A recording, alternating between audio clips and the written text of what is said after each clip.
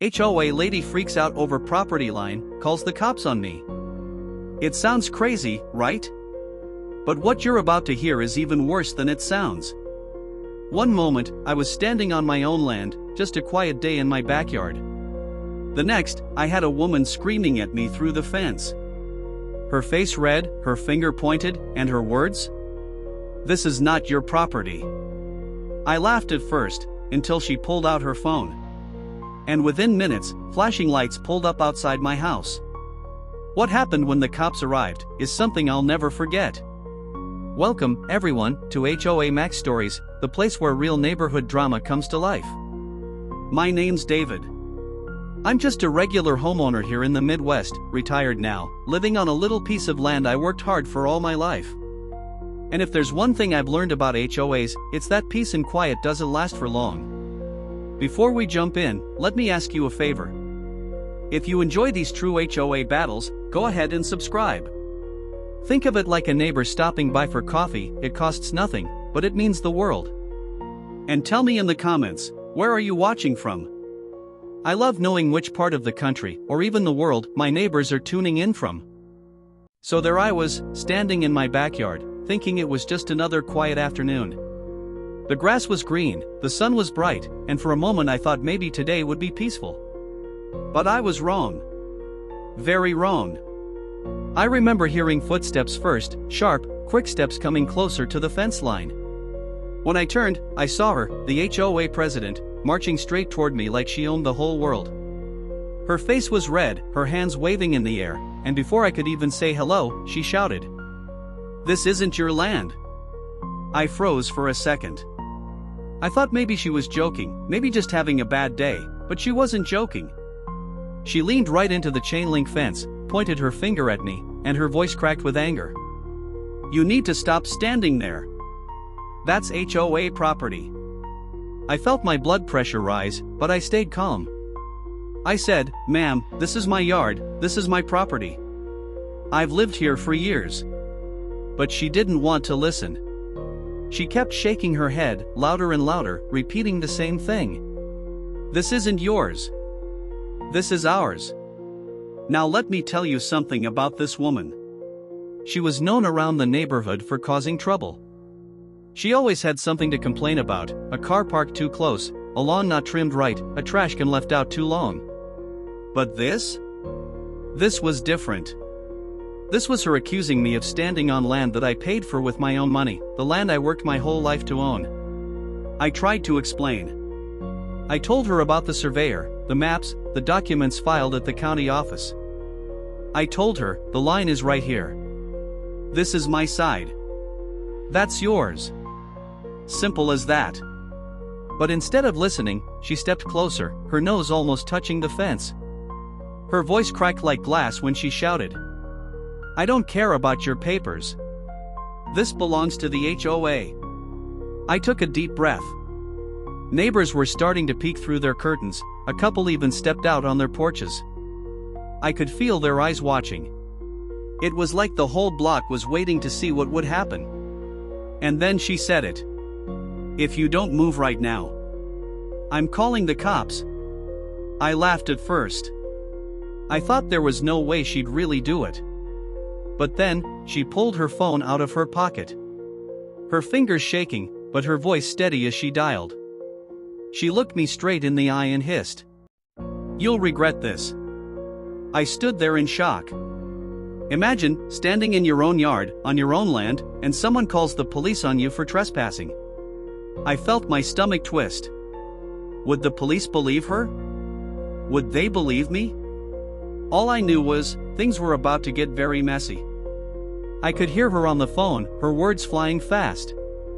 "Yes, officer, there's a man on my property. He's refusing to leave. Yes, right now, please hurry." She even pointed at me while she talked, as if she was presenting evidence. By now, more neighbors had gathered outside. A couple stood at the corner, whispering to each other. One man across the street had his arms crossed, shaking his head slowly. It felt like a show, like the whole street had front row seats to my humiliation. I shouted back across the fence, "This is my property. You can't just make things up." But she ignored me. She paced back and forth, gripping her phone like it was a weapon. And then came the sound. The sound I'll never forget. The sound of sirens in the distance. Closer, louder, until flashing red and blue lights spilled across my lawn. The cops had arrived. I stood there frozen, my heart racing. Would they believe her crazy story? Would they see the truth? I didn't know. All I knew was that in just a few seconds, everything in my quiet neighborhood was about to explode into chaos. I looked back at the HOA lady. She was smiling now, a smug smile, like she had already won. Like she knew the cops would march right over and order me off my own land. And that's when it hit me. This wasn't just about a property line. This was about power. Her power. She wanted to control me, to scare me, to make me bow down to her rules. But I wasn't about to give her that satisfaction. I stood tall, waiting for the police car to stop in front of my house. My hands were sweating, my chest was tight, but inside, one thought kept running through my head. This is my land. I'm not moving. The car door opened, 2 officers stepped out. The crowd of neighbors grew quiet, holding their breath, waiting for the drama to unfold. I could feel their eyes on me. I could hear my own heartbeat pounding in my ears. And that, my friends, is where things took a turn I'll never forget. But before I tell you exactly what the cops said, I want to know something from you. Backhand index pointing right. If you were in my shoes, standing on your own land, and your HOA president called the cops on you, what would you do? Would you stand your ground like I did, or would you back off just to avoid the fight? Tell me in the comments, because I really want to hear what you'd do in a moment like that. The 2 officers stepped out of the patrol car, their boots crunching on the gravel as they walked slowly toward us. The flashing lights painted the whole street red and blue. It felt like the world had stopped. Neighbors whispered, some even pulled out their phones, ready to record. The HOA lady ran forward before I could even open my mouth. She waved her arms wildly and shouted, "Officers! He's trespassing. He's on HOA property. He refuses to leave." Her voice cracked with drama, like she was performing on a stage. I stood still, my heart pounding, but I forced myself to stay calm. The taller officer looked at me, then at her. He didn't say anything at first, he just let her talk. He's been warned before. He ignores all our rules. We want him gone, she cried, pointing at me through the fence. Her words spilled out like fire. I clenched my fists, not because I wanted to fight, but because I couldn't believe this was happening. When she finally took a breath, I stepped forward. I spoke slowly, carefully. "Officers, this is my property. I have my deed, my survey maps, everything to prove it. She has no right to claim this land." The shorter officer held up his hand. "All right, sir, let's just keep this calm. Do you have any documents you can show us?" I nodded quickly. I had kept them ready in my home office for years, because I knew one day this might happen. I walked toward my porch, grabbed the folder, and brought it back out. My hand shook a little as I handed it over. The taller officer opened it, scanned the papers, and whispered something to his partner. The HOA lady leaned over, trying to peek, but he blocked her with his arm. Her face turned sour, her lips pressed tight. The taller officer looked at me again. "These look official. County seal, surveyor's signature, this seems solid." I felt a tiny wave of relief, but I knew it wasn't over yet. Because she exploded. "No! Those papers are wrong. He's lying. This is common property, I've lived here 20 years, I know where the line is." She stomped her foot on the grass, as if that would change the truth. The crowd gasped, some neighbors shook their heads, others whispered louder. It felt like a courtroom, right there in my yard. The shorter officer sighed and spoke firmly. "Ma'am, yelling doesn't change legal documents. If this man has proof, then this is his property." But she wouldn't stop. She grabbed the fence with both hands, her knuckles white. "You don't understand. If you let him win, the whole neighborhood will fall apart. He doesn't respect us. He doesn't respect me. Her voice cracked on that last word. I realized then, this wasn't only about land. This was about her pride. She wanted control, and losing this fight meant losing face in front of everyone. I took a deep breath and said softly, "Ma'am, all I ever wanted was peace. I'm not trying to hurt you or anyone else. I'm just standing on my land." For a moment, the air grew still. The officers, the neighbors, even the kids who had gathered near the sidewalk, everyone went quiet. She stared at me, her eyes wide, her face trembling. Then she screamed, "Liar! He's a liar!" The taller officer stepped between us. "That's enough. Ma'am, calm down. We'll handle this." He turned back to me. "Sir, stay right here. Don't move." Then he walked a few steps away with his partner, both of them whispering. I couldn't hear what they said, but I could feel the weight of their decision. The HOA lady paced like a caged animal. Her hands shook, her breathing heavy. I could tell she was desperate to win, desperate to make me look like the villain. And then she tried something I'll never forget. She pulled a small folded paper from her purse, some outdated HOA guideline printout, and waved it in the air. "See? Right here, it says we control this land. Right here, officers." But the shorter officer shook his head. "Ma'am, HOA guidelines do not overrule legal property deeds. That's the law." Her face fell. For the first time that day, she looked unsure. Her confidence cracked, her voice wavered. But, you don't understand, he can't just." I almost felt sorry for her. Almost. The taller officer walked back to me, handed me my folder, and said, "Sir, thank you for staying calm. You're on your property. You're not in the wrong here." I nodded, though inside I was shaking with both relief and anger. I had been humiliated in front of everyone, and for what? For standing on my own land? But just as I thought it was over, she shouted again. "You'll regret this. This isn't finished." The crowd gasped. The officers gave her a sharp warning glance, but she crossed her arms, pouting like a child. The neighbors whispered louder now, some shaking their heads at her, others chuckling quietly at the scene. I looked around and realized something important. For years, people had feared her, avoided her, done whatever she wanted. But today, they saw her exposed. They saw her lose. And that, in a way, felt like justice. The officers finally told her to calm down and go back to her house. She stomped away, muttering under her breath, glaring at me like she wanted to burn holes through my chest. The crowd began to scatter, people returning to their porches, their living rooms, their phones. But I could still feel their eyes, still feel their curiosity. I stood there alone in my yard, holding the folder tight, the sirens fading as the patrol car slowly drove away. The air felt heavier, the silence louder than ever. I thought it was finished, but something told me she wasn't done. Not by a long shot. And as I locked my gate and walked back to the porch, one thought haunted me. If she was willing to call the cops once, what would she try next time? Backhand index pointing right. Let me ask you, neighbors. If someone in your HOA lost like that in front of the whole block, do you think they'd back off quietly, or would they come back even louder, just to prove a point? Comment below, because I want to know how you think this story is going to play out. The night after the police left, I thought maybe things would calm down. The street grew quiet again, the flashing lights were gone, and most neighbors shut their doors like nothing ever happened.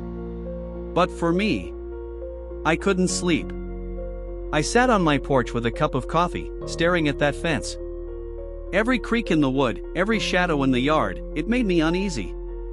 Because deep down, I knew she wasn't finished. Her pride had been crushed in front of everyone, and a person like her doesn't just forget. The morning came, and sure enough, she was back.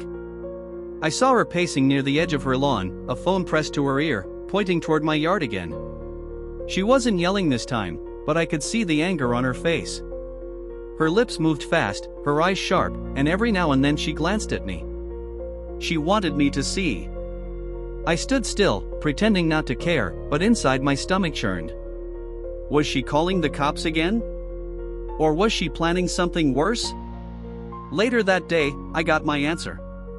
A white SUV pulled up in front of my house. Out stepped two men in suits, clipboards in hand. They looked like inspectors, but not the official kind. They walked straight to my fence and started taking pictures. I stepped forward and asked, "Can I help you?" One of them barely looked at me and said, "We're here to check possible violations reported by your HOA." My heart sank. So this was her next move. If the cops couldn't push me off my own land, maybe she thought paperwork could. They snapped pictures of the fence, the lockbox, even my porch light. Every click of their camera felt like another knife in my back. I tried to stay calm, but my voice cracked when I asked, "And who exactly sent you here?" The taller one just said, "We're following up on multiple complaints." Multiple complaints? From who? I knew the answer, from her. From the woman who wouldn't stop until she broke me down. I watched as they wrote notes, shaking their heads, whispering to each other like my house was falling apart. But it wasn't. My house was fine. This wasn't about safety or rules, it was about revenge. By the time they left, I felt drained. The whole block had seen them. Neighbors walked by, pretending not to stare, but I could feel their judgment. Whispers spread faster than wildfire in this place, and I knew by evening, the whole neighborhood would be buzzing again. That night, I sat at my table, flipping through my property papers again and again. I wasn't sure if it was anger or fear keeping me awake. Maybe both. Because if she could twist the cops and inspectors against me, what would be next? The following morning, I decided enough was enough. I grabbed my folder and walked straight to her house. When she opened the door, her eyes widened, but then that smug smile returned. "Oh, it's you," she said, her voice dripping with sarcasm. "Come to admit you were wrong?" I held up my folder. "No. I came to tell you that this ends now. I have proof, and if you keep harassing me, I'll take this to court." Her smile faded for just a moment, but then she laughed. A cold, sharp laugh that sent chills down my spine. "Court? You think you can beat me? I run this HOA. I make the rules. You'll never win." She slammed the door in my face. The sound echoed in my ears all the way back to my yard. And that's when I realized something important. This wasn't just a battle over property lines anymore. This was war. Over the next week, little things started happening. My trash cans were suddenly out of compliance. A letter showed up in my mailbox, saying my porch light was too bright. Another note claimed my grass was too long, even though I had mowed it just days earlier. It was clear, she was using the HOA like her personal weapon. I tried to ignore it at first, but the constant harassment wore me down. Every morning I woke up expecting another notice, another knock, another false complaint. I even caught her standing across the street one evening, staring at my house like a hawk. Her arms crossed, her lips tight, like she was planning her next move. I started documenting everything. Pictures, dates, letters, I wrote it all down. Because deep inside, I knew where this was heading. Sooner or later, I would have to fight her not just in the yard, but in a legal battle. But before I could even make that decision, something happened that I never expected. Late one evening, as the sun dipped low and the sky turned orange, I heard voices near my fence again. I stepped outside and saw her talking to two neighbors. Her arms waved wildly, her finger pointing at my house. I couldn't hear every word, but I caught pieces. "He's dangerous, he's a liar, we can't let him stay here." They nodded slowly, unsure, but listening. And that's when my chest tightened. She wasn't just coming after me anymore. She was turning the whole neighborhood against me. I felt trapped. This was my land, my home, the place I had worked for all my life. And yet, it felt like the walls were closing in. One woman's lies, one woman's obsession, was poisoning everything around me. I went to bed that night staring at the ceiling, wondering how far she would go. Would she push the HOA to fine me into the ground? Would she drag me to court on false charges? Would she try to get me kicked out completely? The thought made my stomach twist. But one thing was certain. I couldn't back down. Because this wasn't just about a fence anymore. It was about standing up for myself, for my rights, for my home. Backhand index pointing right. Let me ask you something. If you were in a neighborhood where one powerful person tried to turn everyone against you, would you fight back head-on, or would you try to outsmart them quietly? Drop your answer in the comments. I really want to hear your take on this. I woke up the next morning to find a bright yellow envelope taped to my front door. I ripped it open, and my heart sank as I read the words, "Notice of violation." According to the HOA, I had failed to keep my property in community standards. Community standards? My lawn was trimmed, my fence was clean, my house was in good shape. It was obvious, this was her doing. Her fingerprints were all over it. I stood in my kitchen holding that paper, my blood boiling. She had lost the fight with the police, so now she was trying to bury me in paperwork. By afternoon, another letter arrived.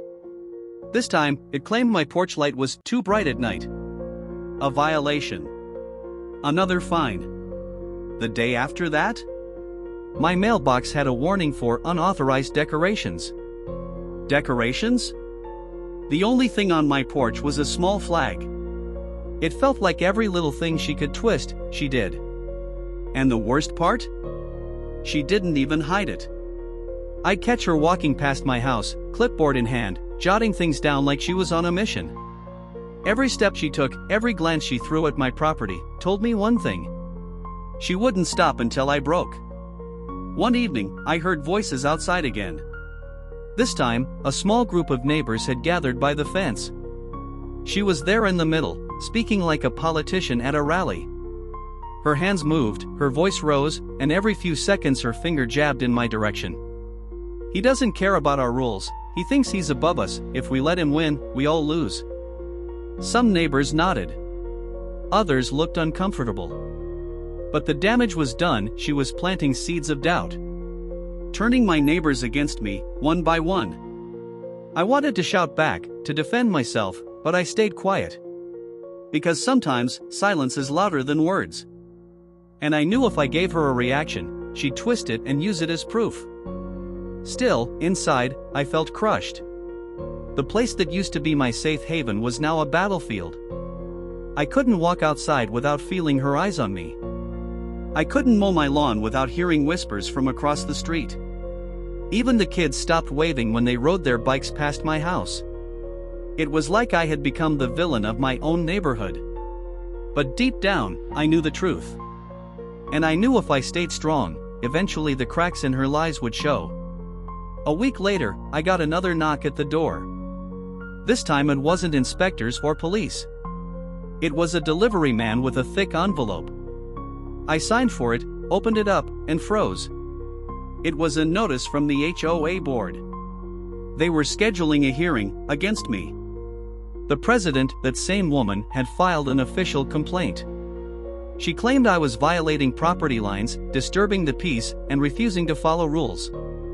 Disturbing the peace? All I had done was stand on my land. My stomach turned. A hearing meant a panel. A panel meant neighbors deciding my fate. And with her influence, I knew she could sway them. That night, I sat at my table with my documents spread out like a shield. The deed, the maps, the county records. I checked them over and over again. The truth was on my side. But truth doesn't always win, not when pride and power are in the mix. When the day of the hearing came, I walked into the community hall with my folder clutched tight. The room buzzed with whispers. Some neighbors smiled at me softly, others avoided my eyes. At the front sat the board, and in the middle, of course, was her. Her chin high, her smile smug, like she had already won. She started with a speech. This homeowner has disrespected our rules, our community, and our values. He refuses to cooperate. He thinks he is above all of us. Her voice rang with fake confidence, but I could hear the anger underneath. She pointed toward me, her finger trembling. "He's dangerous for our neighborhood harmony. We must take action." The board members nodded slowly. My chest tightened. Was this really happening? When it was my turn, I stood up. My hands shook, but my voice stayed steady. "I respect this community. I respect every neighbor here. But I also respect the truth. And the truth is, this is my property. I have the legal papers. I have the evidence. I've lived here quietly, peacefully, until I was attacked with false claims." I held up the folder, flipping through the documents. The county seal, the survey maps, the deed with my name on it. I laid them on the table for everyone to see. I'm not the problem. The problem is false accusations. And if this continues, I will have no choice but to take this matter to court. The room went silent. Every eye shifted between me and her. She clenched her jaw, her knuckles white as she gripped the edge of the table.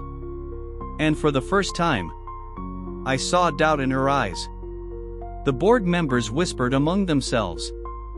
One leaned forward and said, "We'll review this carefully. No decisions will be made today." Her face dropped. Her perfect plan to destroy me wasn't working as fast as she wanted. But as I walked out of that hall, I could still feel her glare burning into my back. I knew she wasn't done. She wouldn't stop until she either broke me, or I broke her power. That night, as I sat alone again, I asked myself a hard question. How far was I willing to go? How much was I willing to fight for my land, my peace, my home? Backhand index pointing right, and now I'll ask you. If you were standing in front of a whole board, your neighbors watching, and someone powerful was lying to take your land, would you threaten legal action like I did, or would you try a softer approach to keep the peace? Comment below. I really want to know what kind of neighbor you'd be in a battle like this. When I left that boardroom, I thought maybe the storm would calm. Maybe the documents I showed would finally settle it. But I should have known better. Because the very next morning, I woke up to something I never expected. Spray paint. Big, ugly red letters across my fence, liar.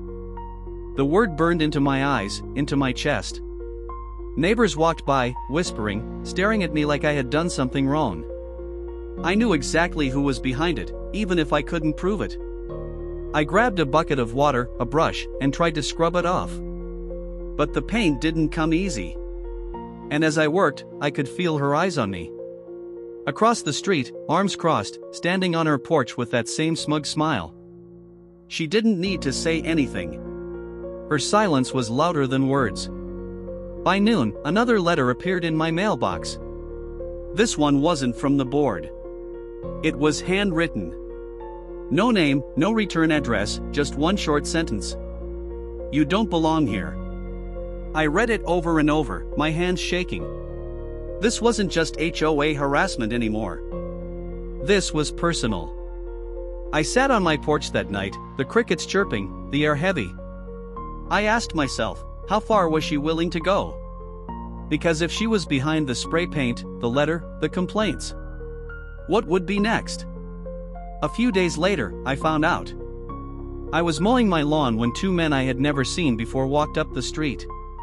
They stopped near my driveway, whispering, pointing at my house. One of them chuckled.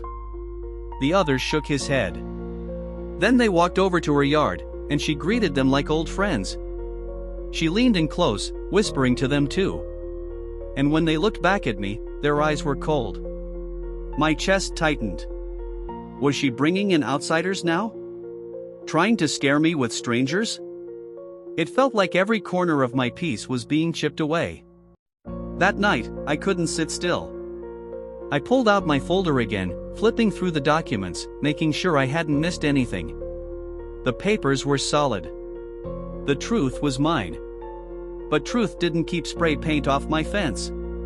Truth didn't stop threatening letters. I called a friend who lived a few towns over, a retired lawyer. I told him everything. Every detail. Every threat. Every dirty trick. He sighed and said, "You've got enough here to fight back.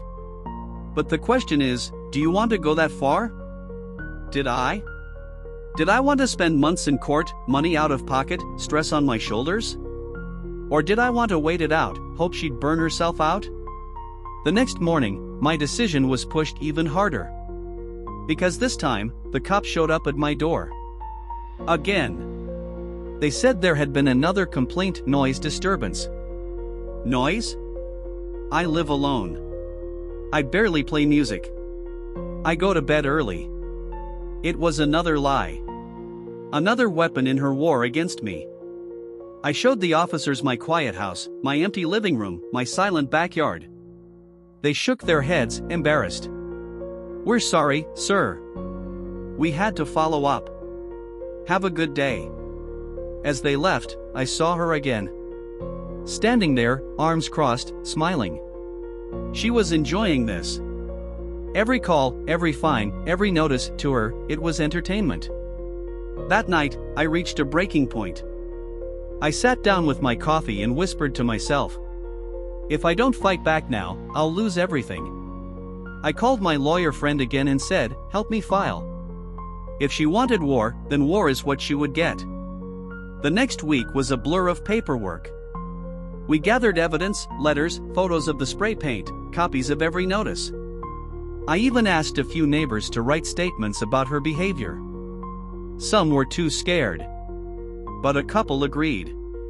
Quietly. Secretly. They told me they had seen enough of her bullying too.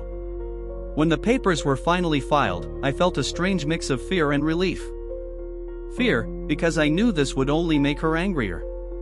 Relief, because for the first time, I wasn't just defending. I was fighting back. Sure enough, she exploded. The very next day she stormed up to my fence, screaming, "You think you can take me to court? You'll regret it. I'll ruin you." Her voice cracked, her face red, spittle flying from her mouth. But this time, I didn't shout back. I didn't argue. I just smiled and said, "See you there." She froze for a second, stunned by my calmness. Then she stomped away, muttering curses under her breath. For the first time in weeks, I felt a spark of hope. Maybe she could shout. Maybe she could complain. Maybe she could throw all her tricks at me. But in court, only the truth would matter. Still, that night as I lay in bed, staring at the ceiling, I wondered, would the truth really be enough? Because this wasn't just about property anymore. This was about pride, control, and a woman who would do anything not to lose. And as I closed my eyes, one thought kept echoing in my head. How far would she go now that the battle had moved from the fence line to the courtroom? Backhand index pointing right, and I want to ask you, my friends. If someone in your neighborhood dragged you into court with lies and harassment, would you settle quietly just to end the fight, or would you push forward no matter the cost? Comment below, because your answer might just show me how strong I really need to be. The first day in court felt like walking into enemy territory. The walls were tall, the air heavy, and every step echoed like a drumbeat in my chest. I clutched my folder tighter than ever, the same folder that had saved me before. My hands were sweating, but I kept telling myself, this time, the truth will speak louder than her lies. When I entered the room, I saw her sitting there already. The HOA president. Her hair neat, her posture stiff, her eyes locked on me with pure fire. She didn't look nervous at all. In fact, she looked proud. Like she thought this was her stage, her chance to finally crush me for good. Her lawyer sat beside her, a man in a sharp suit with a cold expression. Meanwhile, I had my friend, the retired lawyer, sitting next to me. He wasn't flashy. He didn't try to look intimidating. But his calm presence gave me strength. When the judge entered, the room fell silent. My chest tightened as the case was called. And just like that, the battle began. Her lawyer stood first. He spoke fast, sharp, throwing accusation after accusation. Your Honor, this homeowner has violated HOA standards, disrupted community peace, and disrespected the authority of the association. He refuses to comply, refuses to listen, and has created nothing but chaos. He made me sound like a criminal. Every word dripped with poison. And every time he pointed at me, I could feel the eyes of the people behind us burning into my back. When it was her turn, she stood dramatically, clutching a stack of papers. "Your Honor," she began, her voice shaking but loud, "this man has been nothing but trouble. He trespassed on land that belongs to all of us. He ignored warnings. He laughed at rules. He's a danger to this neighborhood." She even dabbed her eyes with a tissue, pretending to cry. It was a performance, and not a bad one. I could see some people shifting uncomfortably, maybe even believing her. But then, it was my turn. I stood slowly, every bone in my body heavy, but my voice steady. "Your Honor, I've lived on my land peacefully for years.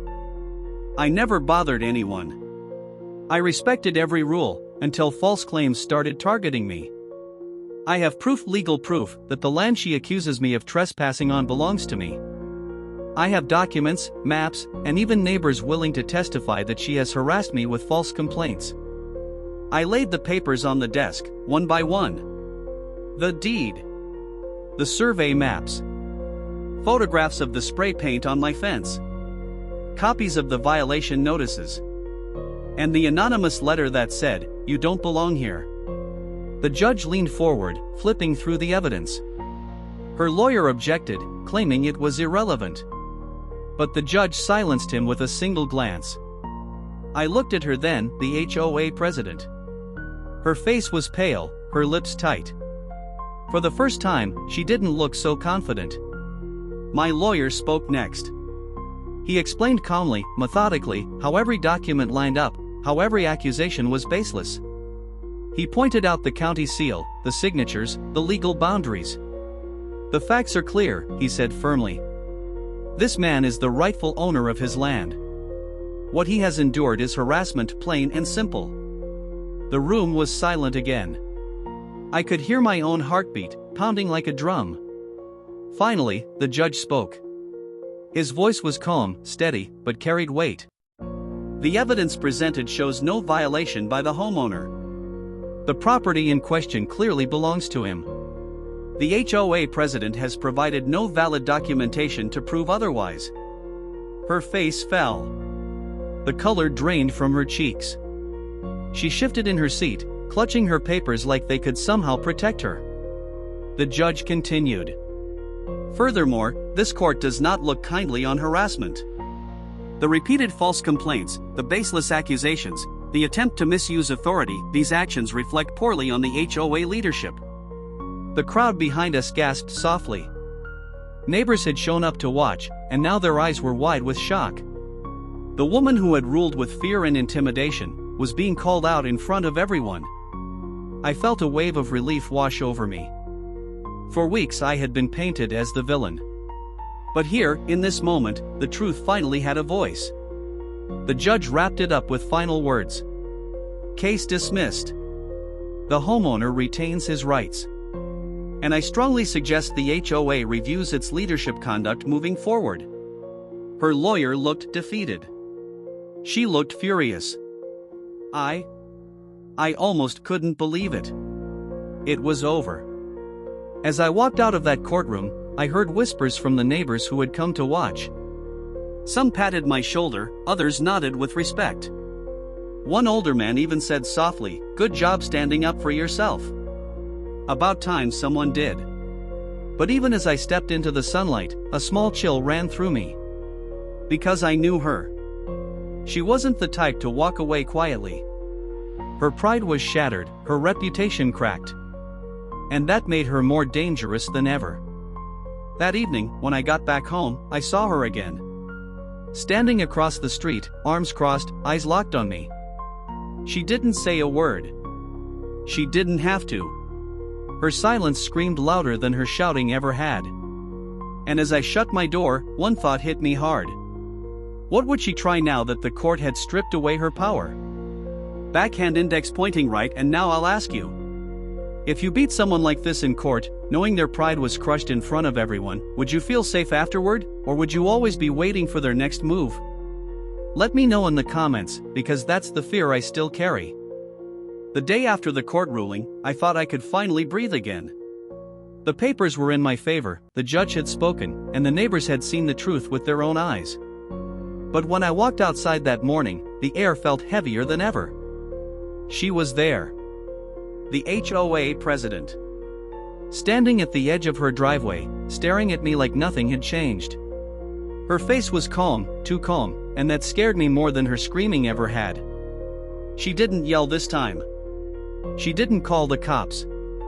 She just looked at me, her eyes cold, her lips curved in the faintest smile. Then she turned and walked back inside. For the next few days, it was quiet. Too quiet. No letters in my mailbox. No fake complaints. No inspectors at my door. It felt strange, like the calm before a storm. I tried to go back to normal. I mowed the lawn, watered the plants, even waved at a neighbor walking his dog. But I could feel it, eyes watching me from behind curtains. Whispers when I walked by. Half the neighborhood still didn't know what to think. And then it happened. One evening, as the sun was setting, I heard shouting outside. Not at me this time, but at someone else. I walked to the fence and saw her arguing with another neighbor down the street. Her voice was sharp, her arms swinging wildly, accusing him of leaving his trash can out too long. The poor man tried to explain, but she wouldn't let him speak. It was the same rage, the same performance, only this time, I wasn't the target.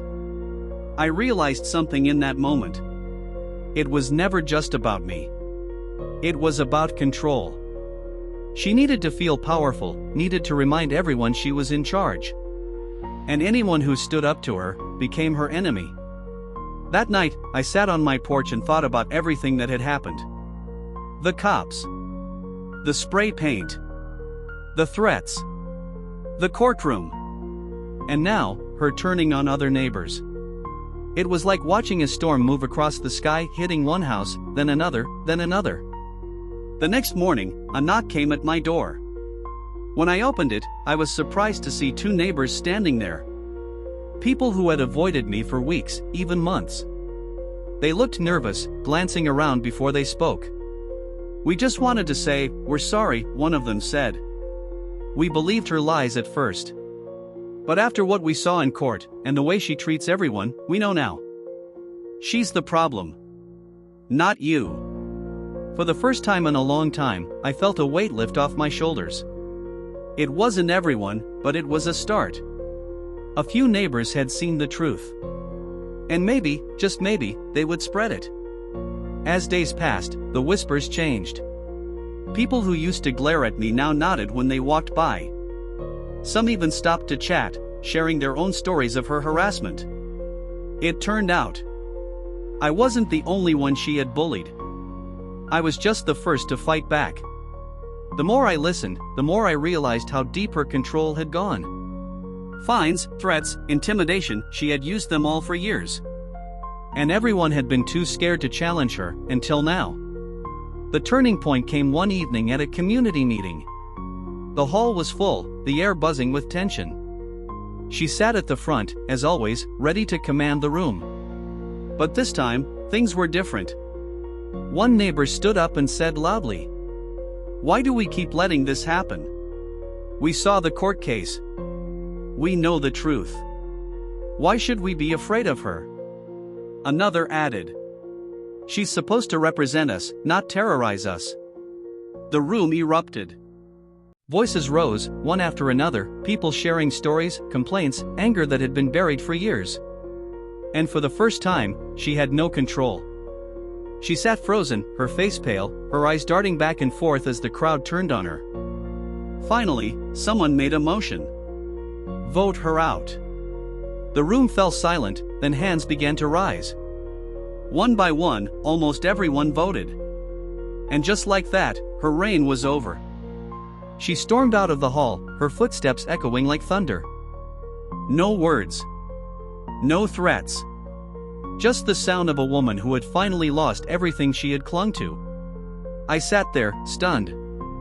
For weeks, I had felt alone. Targeted. Trapped. And now, the whole neighborhood had stood together. Not just for me, but for themselves. When I walked home that night, the air felt different. Lighter. Neighbors waved. Some even stopped to thank me. One old man said, "You started this. You gave us courage." I smiled, but inside, I felt something deeper. It wasn't about winning a fight anymore. It was about survival.